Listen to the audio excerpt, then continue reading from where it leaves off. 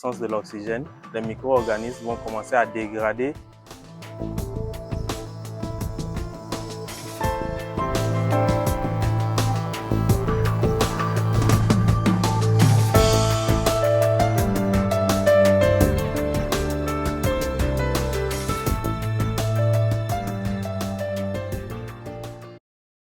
Nogbu Jetouan Noé Joseph est un jeune entrepreneur qu'on a rencontré à l'événement Balue Expo qui valorise la promotion des produits locaux. Gérant de l'entreprise Alpha Jetouan Multi Industries et Services, sous les initiales ADMIS, consacre sa vie dans le recyclage, la valorisation des déchets, la protection de l'environnement et devient de facto acteur de développement des énergies renouvelables.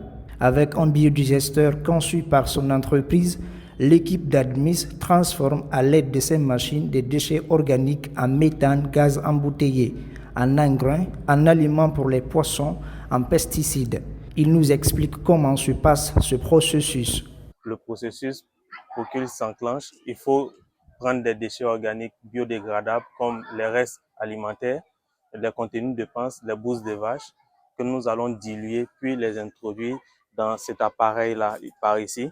Lorsque nous l'introduisons dans cet appareil, au bout de quelques jours, sous l'effet de la pression et à l'absence de l'oxygène, les micro-organismes vont commencer à dégrader le substrat ou la matière première que nous avons introduit dans ce digesteur-là. Après un temps, bien sûr, 4 à 5 jours, le gaz commence à être produit et sous le fait de ce gaz-là, l'engrais qui est déjà dégradé, c'est-à-dire les déchets qui sont déjà dégradés vont se transformer en engrais et vont sortir par ici.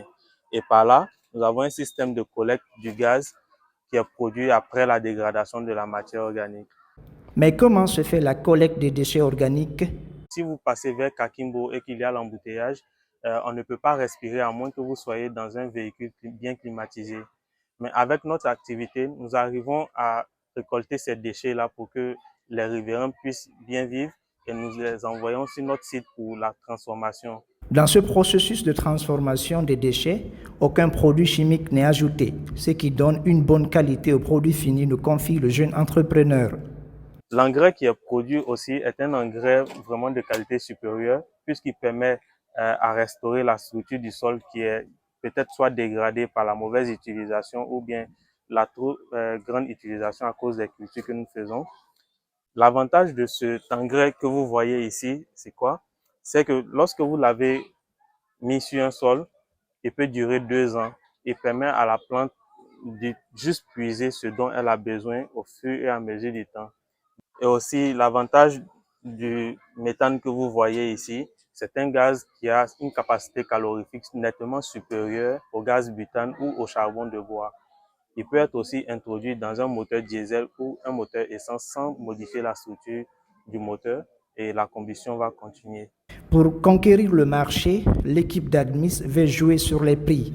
Le sac de 50 kg d'engrais bio est vendu à 200 000 francs, le méthane gaz embouteillé à 50 000 francs, alors que les prix actuels de ces mêmes produits sont respectivement 250 000 francs et 80 000 francs guinéens.